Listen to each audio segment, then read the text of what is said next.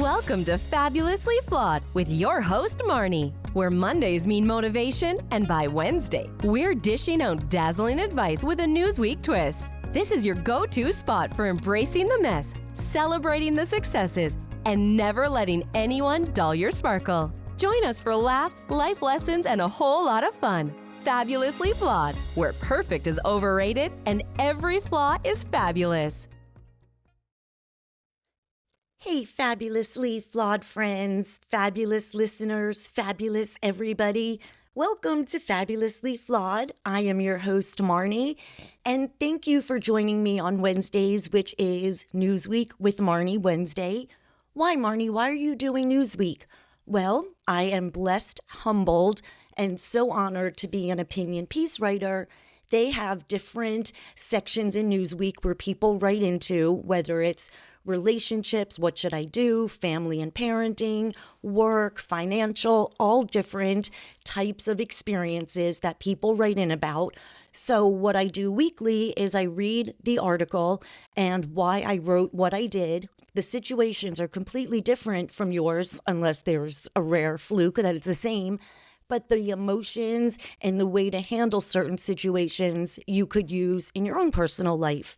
So this week, I thought I would do one under relationships, and it is, again, one of the most humbling, honored thing I've ever done. So it says, father-in-law blasted for saying son works harder than stay-at-home mom.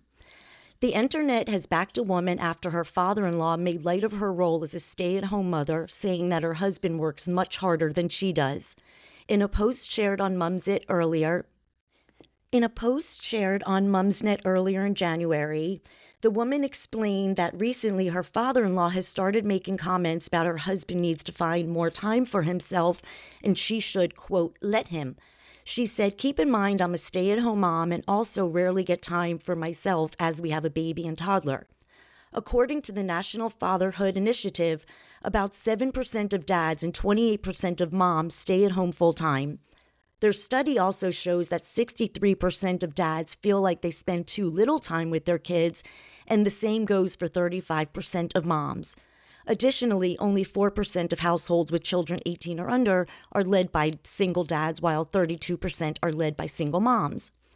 The poster revealed that when they were out during a family dinner, her husband was complimenting her on her hard work at home since she's been struggling recently.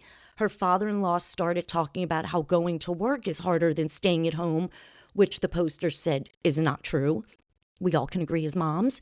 She wrote in the same sentence, my father-in-law started talking about how all through my husband and my brother-in-law's childhood, he would go running for 2 to 3 hours every evening.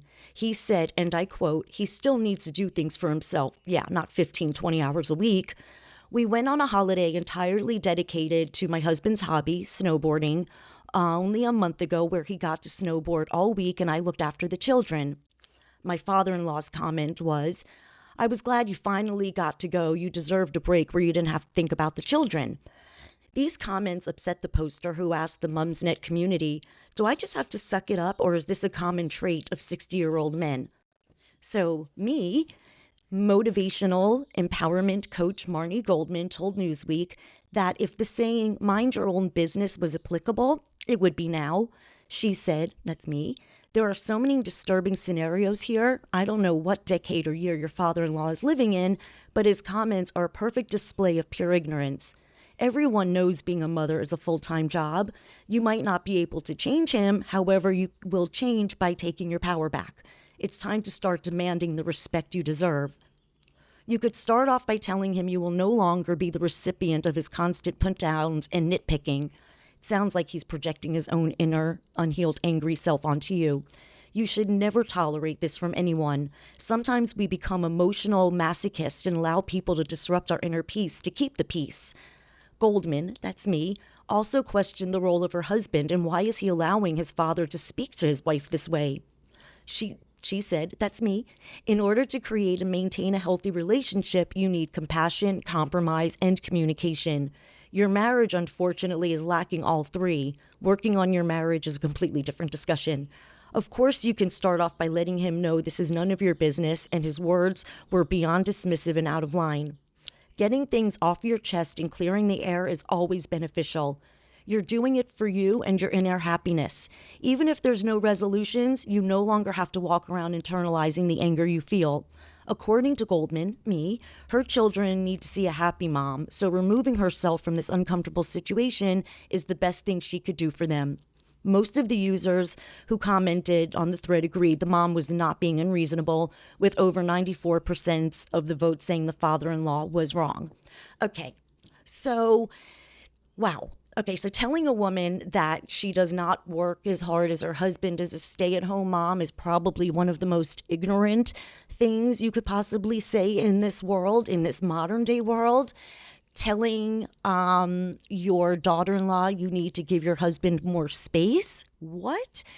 Okay, so I understand how angry she was. One, the husband is using his father as a mouthpiece, so the husband clearly has no balls. And she needs to say, like, not like this, but shut the fuck up, or do not talk to me like that, or I will not be in your presence anymore. Or she really just needs to remove herself completely. Because what we do, like I say in every episode, we don't get time back. We cannot go rewind, play, let me start over. It doesn't happen. So that moment she is wasting spending time listening to someone insult her, move on. And to the husband, you need to say, if you're not respecting my wife, we cannot have this relationship. And I have dealt with that, where I was not in a good place with my husband at one time, and he was talking to people who were not on my side, where my husband should have protected me. So I understand how she's feeling by allowing her husband to let her father speak like disrespectful to her. That is not cool. But you have to communicate and say, look, that's when you should remove yourself. Let him know, this bothers me. I love you. We're family. I love our family. Your husband, my husband, your son, the father to my children.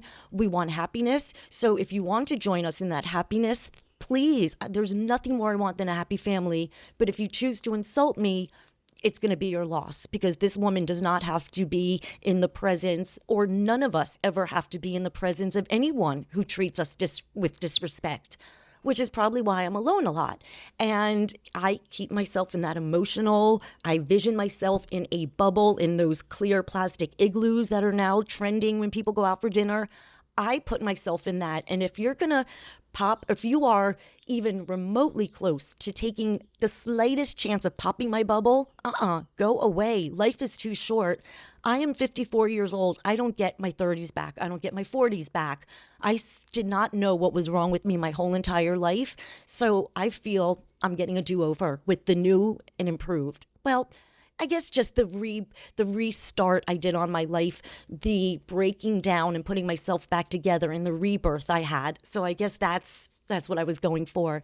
But when that happens, you take your power back, and you're not going to let anybody disrespect you, no matter who you are and who it is. Don't tolerate it. You don't have to be rude by it, but just say respectfully, please don't talk to me that way, and remove yourself. Keep yourself protected. Please, please, please, please, please. Nobody deserves to be in the line of anyone's insults or emotional line of fire of insults. Nobody does. Let someone take their projection, heal themselves, and unless it's going to bring you peace or what was I about to say? Payments, money. Unless it pays your bills or peace, payments or peace. Thank you. It doesn't belong in your life. Well, I hope you enjoyed this little episode of my Newsweek in between Taylor and I on Tuesdays and Thursdays. We are the mother-daughter duo who put the fun in dysfunction like you have never seen before. I am so excited. October 19th. Whoop, whoop. Barnes & Noble, Pembroke Pines, 12 to 2. Who's doing a reading and a signing of her book? Me, yours truly. So I'm going to be talking about that a lot. And again, everybody, have a fabulous day. Never let anyone burst your bubble, dull your sparkle. Make it a magical day. Enjoy your Wednesday. You made it halfway through the week. I love you all for listening and sending so much love and so much peace.